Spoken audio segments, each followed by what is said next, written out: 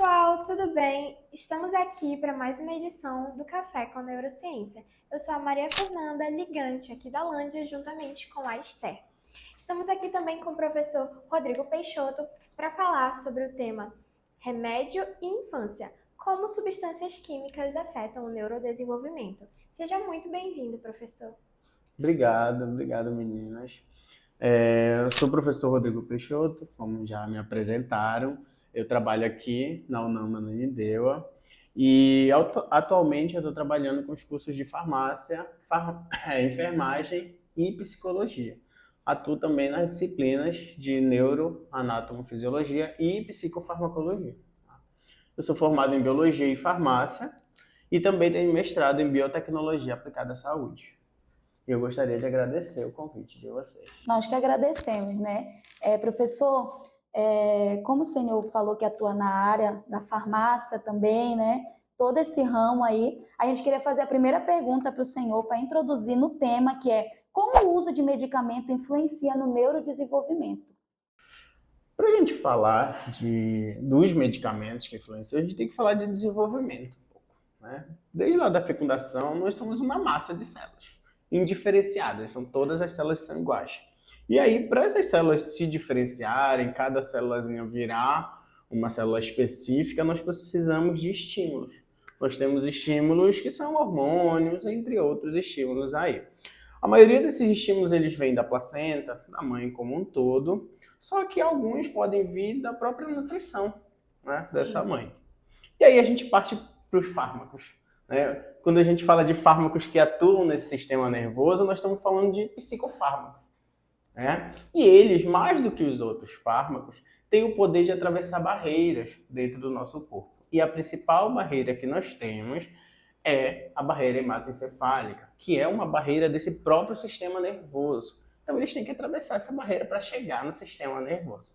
Se eles conseguem atravessar essa barreira do sistema nervoso, que é uma das principais do nosso corpo, a barreira que é a placenta se torna facilmente transponível para esses fármacos. E aí eles conseguem chegar até essas células que são receptoras desses estímulos. E aí eles agem diretamente nessas células, modificando ali o comportamento delas. Era para elas terem um certo perfil, né, de diferenciação de comportamento, e aí esses fármacos acabam alterando esse comportamento e essa diferenciação dessas células.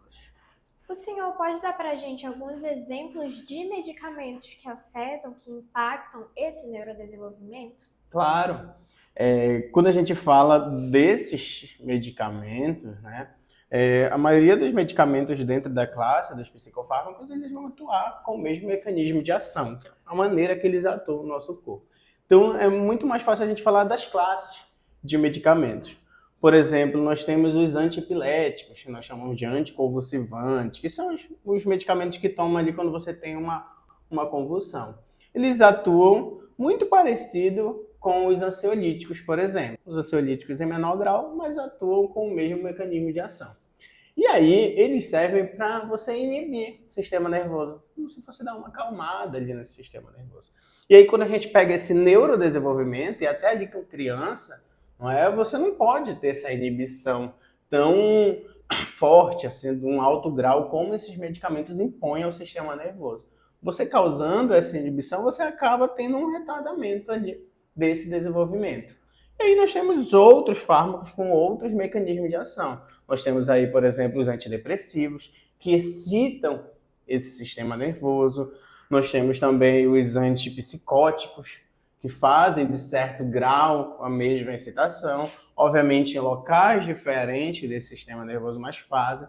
Então, qualquer perturbação que a gente tenha aí, excitação ou inibição, pode causar uma alteração. E quem vai causar isso são esses fármacos. Não são os únicos, nós temos outros que são perturbadores do sistema nervoso e até outros tipos de fármacos que não são psicofármacos podem fazer essa alteração aí nele, como antibióticos, por exemplo. E professor, além desses fatores, existe alguma fase específica do desenvolvimento em que seja mais perigoso administrar esses medicamentos? Sim, existe. Os psicofármacos, eles são, a utilização deles tem que ser controlada e é perigosa durante toda a vida do indivíduo. eles fazem a alteração do sistema nervoso, tá? Dessas principais, principalmente nessas duas maneiras que eu falei, mas nós temos aí um período que impõe maior risco. Nós temos aqueles primeiros meses ali de desenvolvimento na gravidez. Por mais que eu fale que seja a gravidez inteira, né, que nós temos que ter cuidado, mas também ali na criança, no desenvolvimento infantil, aquela primeira infância que a gente fala de 0 a 5 anos ali. Então, esse é um momento, tá,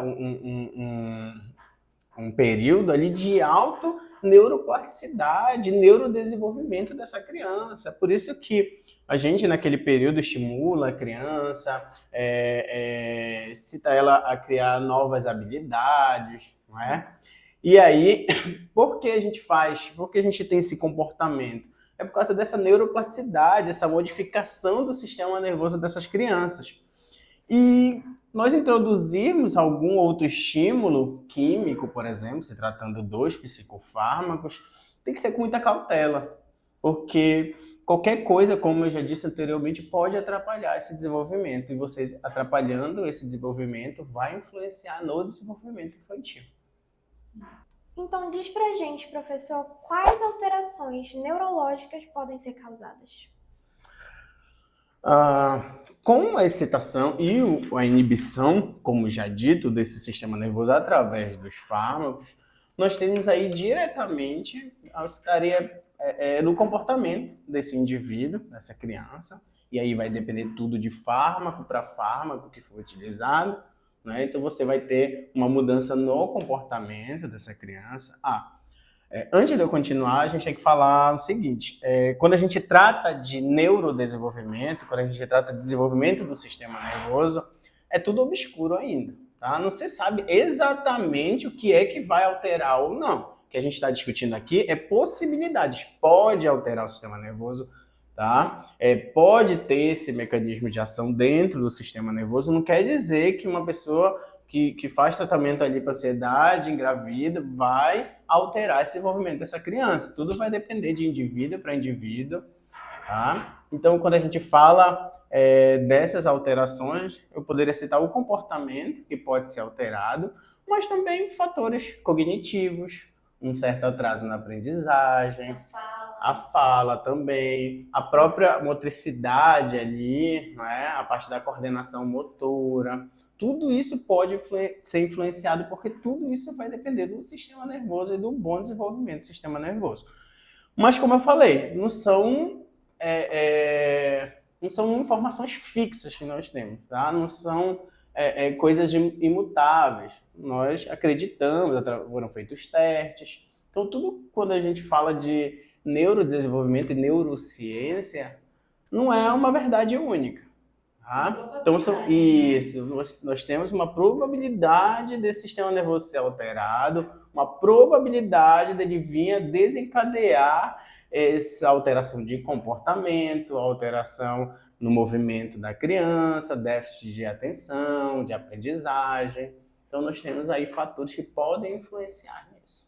Sim, então, bom, professor, queria perguntar para o senhor como é que a biotecnologia tem contribuído para o desenvolvimento de medicamentos mais seguro e específico para o público infantil? Uma ótima pergunta. Então, quando a gente fala da tecnologia aplicada à saúde, aplicada ao corpo humano, nós temos duas principais vertentes. Tá? Primeiro, evitar os efeitos colaterais, que são os principais malefícios que esses fármacos trazem. Para isso, nós temos aí, ainda está no começo, mas temos a nanotecnologia, tá? Que a entrega desse fármaco no local é exato que ele tem que fazer efeito. Tá? Um dos principais causas do efeito colateral é o fármaco fazendo efeito em outros locais, que não era para ele estar ali atuando. Então, através da nanotecnologia, ele está sendo entregue no local de ação. Ainda está arrastando, como eu falei para vocês, mas nós já temos uma boa perspectiva do avanço dessa tecnologia. Outra tecnologia também é o cultivo de células. Então, nós fazemos o cultivo das células ali em placa de pedra, células do sistema nervoso, e aí faz teste com os fármacos e vê como é que elas estão alterando o desenvolvimento dessas células. Então, eu acredito que sejam essas principais vertentes. Nós temos também a farmacogenômica, porque quando a gente faz o tratamento do indivíduo, e de indivíduo para indivíduo a gente vai ter uma resposta a esse tratamento, a farmacogenômica ela entra como um tratamento mais personalizado. Então nós temos vocês duas aqui. Mais eficiente, né? Com certeza, nós temos vocês duas, né? Por mais que vocês tenham o mesmo peso, vocês tenham os mesmos hábitos alimentares, sejam muitas coisas iguais entre vocês são seres únicos. Então, você metaboliza de um jeito o fármaco, você de outro, e ele pode influenciar de jeitos, de formas diferentes no corpo do indivíduo. E aí, estudando geneticamente cada indivíduo, nós conseguimos fazer um tratamento mais específico para esses indivíduos. Então, essas tecnologias elas são fundamentais aí para evitar esses efeitos colaterais e esses percalços que nós ainda temos no tratamento. Exatamente. O que pode ser feito para minimizar os riscos do efeito do uso de remédio em crianças? A gente queria saber, né? Porque a gente vê muitos casos que as crianças, por tomar um remédio, até mesmo quando está sentindo uma dor de cabeça e a mãe não leva para o médico, não tem prescrição médica, ela vai lá e dá, tá com dor de cabeça, toma Dorflex, exemplo. Tá com dor de corpo, toma uma dipirona, né? Então, como é que a gente pode fazer para minimizar o risco do efeito de uso de remédio em criança, não só prescrito por médico, mas aqueles também que não precisam de prescrição, né? Sim, sim. Quando a gente fala disso, entra muito o trabalho do farmacêutico, a atuação do farmacêutico, né, em orientar, em educar, não só o farmacêutico, mas como todos os profissionais de saúde atuando aí. Nós temos a educação dessas famílias, né, incentivar e ali orientar essas famílias a utilizar o medicamento certo para a criança. Eu costumo dizer que às vezes a gente confunde muito o comportamento normal de indivíduo, né, padrão ali, com uma patologia, com uma doença. Então a criança não para quieta, ela fica ali subindo, descendo, querendo tocar nas coisas. A gente tem que entender que é a primeira vez dela nesse mundo. Ela está conhecendo, está se desenvolvendo naquele mundo. Curiosidade. Exatamente, a criança ela quer mexer, ela quer subir, ela quer tocar, quer morder, quer lamber, tudo que aparece pela frente dela, porque é a primeira vez que ela está vendo aquilo. Aí a criança tem esse comportamento, a mãe, porque tem alguma doença, é imperativa. E não, é só uma criança. E aí, às vezes, entra com medicamento, né, ou induz um profissional da saúde a receitar esse tipo de medicamento. E aí entra a educação dessas famílias, né, sobre o comportamento normal, ou às vezes tratamentos não medicamentosos, porque como tu mesmo falou, dor de cabeça, tá com uma gripe, às vezes não é necessário medicamento, tá? São coisas que vão acontecer, são passageiras, a criança vai se curar, tá? E vai passar ilesa daquilo, coisa que o medicamento pode alterar esse futuro, né? Então a criança vai passar ilesa com aquela patologia, o medicamento pode fazer uma alteraçãozinha ali. E educar também esses profissionais de saúde, porque eles também muitas vezes têm essa visão da criança hiperativa, da criança aquilo outro, e às vezes é um comportamento normal que essa criança apresenta. Então acho que além dessa educação que tem que ser dada para esses profissionais, também o acompanhamento. Nós temos muitos medicamentos que a dose normal dele e a toxicidade são muito próximas. Então, tu deu um pouquinho a mais, pode chegar a ser tóxico para essa criança e aí você vai alterar o comportamento dela, vai alterar o desenvolvimento desse indivíduo. Então, faz o acompanhamento daquela criança, sempre ali tratando com muita seriedade esse tratamento. Tudo isso vai evitar os efeitos maléficos da utilização de medicamento. Eu costumo falar que o medicamento, tá, principalmente os psicofármacos, eles são boias.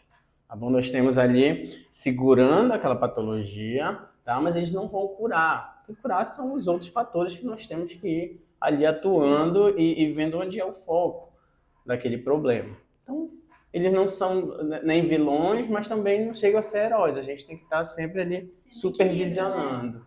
Exatamente.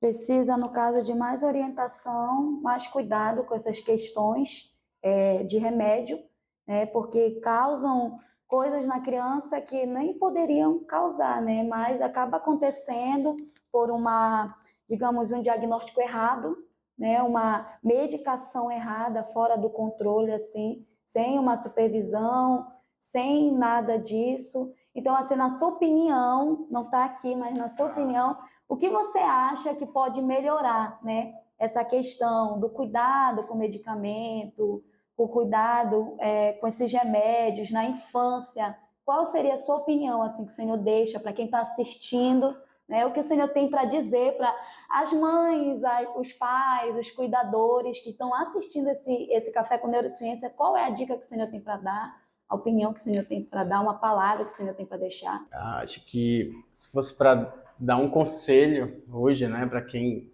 tem crianças, principalmente crianças mais pequenas, é atenção. Tá? Atenção e procurar um profissional de saúde específico, procurar especialistas para aquilo.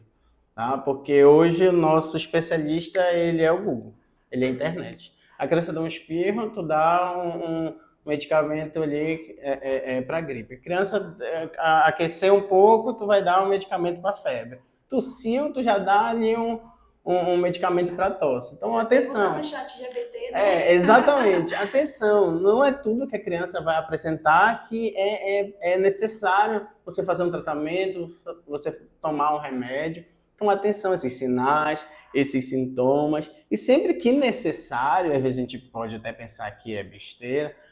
Eu não vou dar esse remédio aqui para ele, mas essa febre que está toda semana está dando um medicamento para a febre. Então, quando esses sintomas persistirem, procurar um profissional específico para aquilo, para você ter uma orientação ali na hora de utilizar esses medicamentos.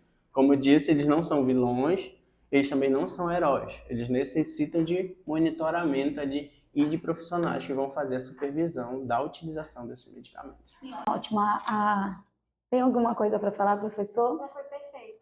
Então, né, gente, eu queria agradecer ao professor Rodrigo, à Maria Fernanda, e também estamos felizes por mais um Café com Neurociência com um especialista, né, na questão farmacêutica. E quero dizer para você que está vendo esse vídeo, curta, comenta, deixa o seu like, tá? Porque vai ter outra edição e desde já convidamos você para se fazer presente também. É isso, obrigada.